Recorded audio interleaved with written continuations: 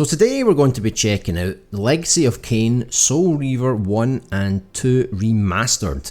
So as the title suggests, this is a remaster of the original PlayStation 1 and PlayStation 2 games. This is part of the Legacy of Kain sort of overarching series. I think they had like Blood Omen 2, I think there was also one called Defiance. So it's been a big series. And it's meant to have like a really strong story, great cast of characters and lore and music and all those kind of things. And I think at least the first two games, I believe, was written by the same lady who wrote the Uncharted games, like the first three Uncharted games. I think her name was Amy Hennig, I believe.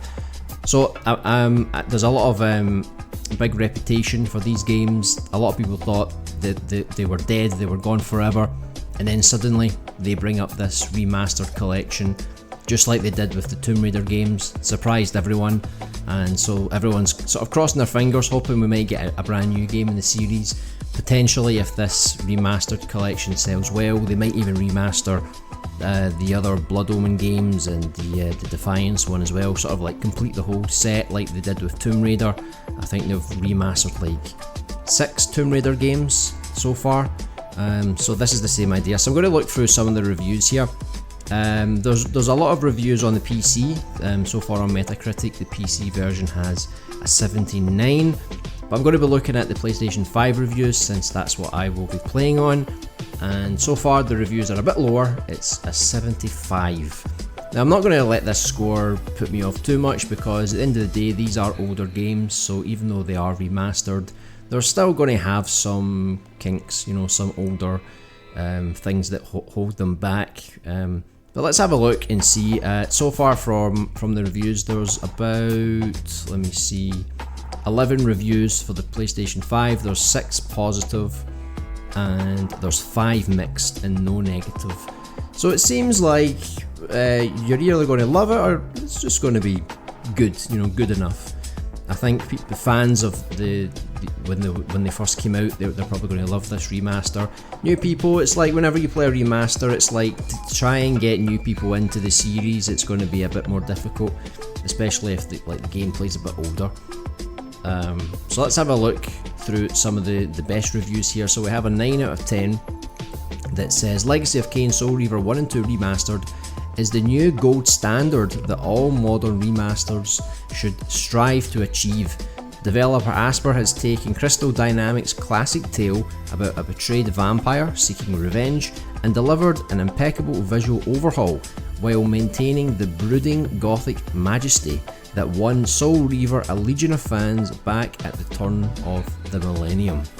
So I remember playing the demo for this game, I believe it was the demo, and it was a very strange game. Like, it did have a great atmosphere.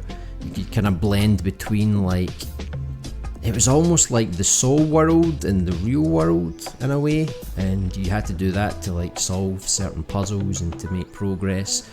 But I never owned the game, so at one point I did emulate it and I tried to play through it. I think I even bought the PSP, PS3 version on the store many years ago, but I never actually got round to playing it. But it's a series that I've always been interested in, and I think now is like the best time to pick it up and try it since it is remastered, you know, better controls and things like that.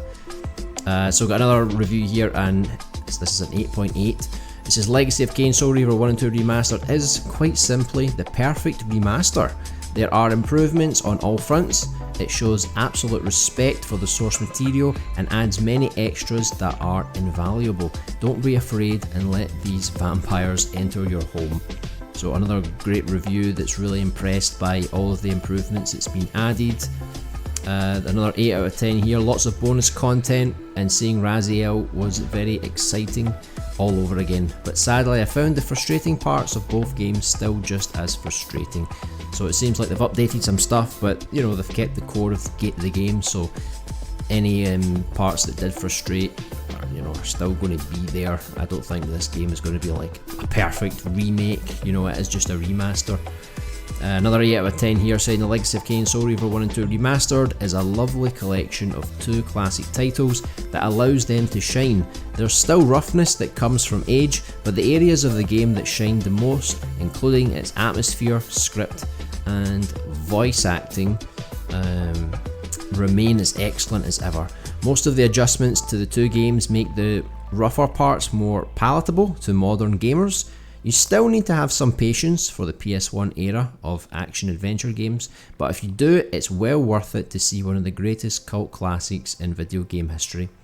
So I mean, this is great for me because I want to pick this up just because I missed out on these games, and I think obviously this is going to be like the perfect version of it to play. But other gamers that, you know, maybe don't, you know, didn't live back then, you know, they're maybe newer to gaming, or they started on like the PS3 or whatever, you know, and they missed out on the PS1 and 2. I'm curious to see if they are still interested in going back to these games, because they are pretty old, but classics at the same time.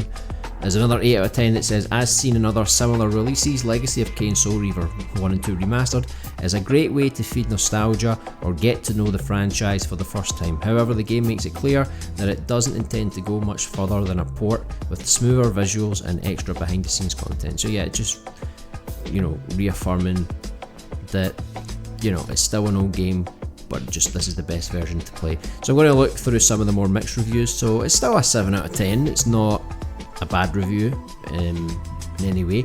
It says Legacy of Kain Soul Reaver 1 and 2 Remastered is a welcome reminder of just how engaging Raziel's tale of vengeance can be. Tonally, the two games are dripping with atmosphere and intrigue, decorated with some fantastic storytelling and memorable characters. Poorly aged gameplay is the only real drawback, although it can be surprisingly easy to overlook when the world of Nosgoth still feels so richly crafted.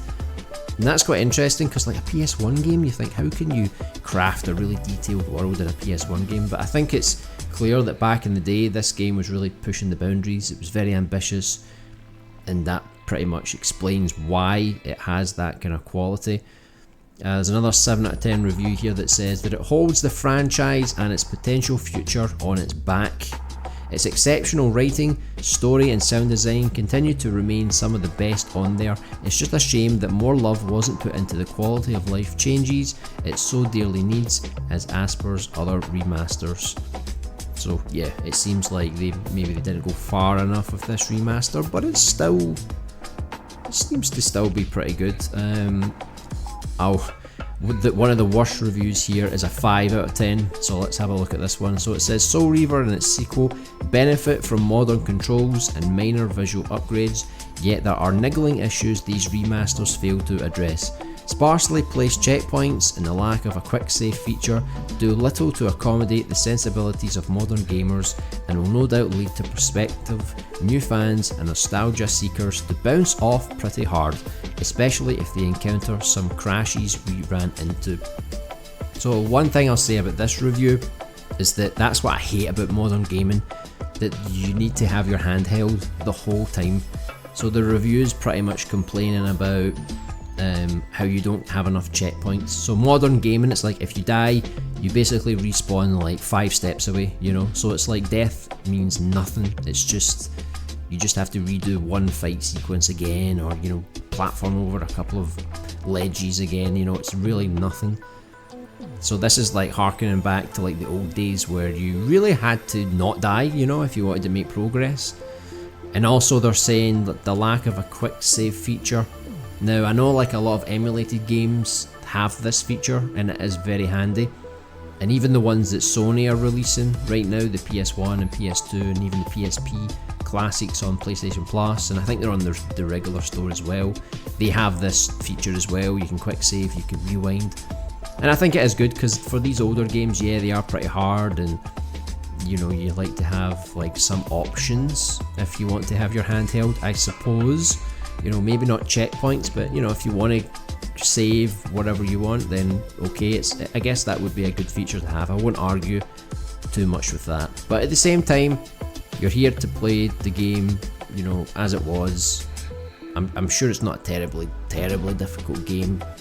and you know, I feel like you're just going to water it down if you make it too easy. You know, I think there still has to be some challenge. If every game these days just let you save anywhere you want, you know, like a typical PC game, and then you can kind of cheat your way through the game, you know, I'm not a big fan of that. So it's going to come down to opinion, but I think that was like the weakest review that it's had. Most reviews are pretty comfortable with the game. Some say it could have went a little bit further with some of the enhancements with like the controls and things like that, but I don't think it's essential. I think if you're the type of gamer like me that loves story, you love lore and the world and the, you know, all the characters, you know, and it does have good gameplay too, some rough edges, but I think this is a world that you definitely want to get into and be a part of. And I think, like it said, like the new graphical updates, if you want to play the old graphics, I think it's like the Tomb Raider game, you can just like press the touchpad or something and it will switch between the old and the new graphics, you know, just for a little bit of fun to see how it used to look back in the day. But I'm pretty impressed. I'm looking forward to playing these games. I think this is the perfect way to play. But I want to know what you guys think. Are you guys interested in Legacy of Kain Soul Reaver 1 and 2 Remastered? Did you guys play the original game back in the day, or will this be your first time? And I'm really curious to hear both sides, what you think of the game, what you think of the remaster. If you enjoyed today's video, please give it a like, as it greatly helps out the channel. If you're new here, please subscribe, and I'll see you guys in the next one.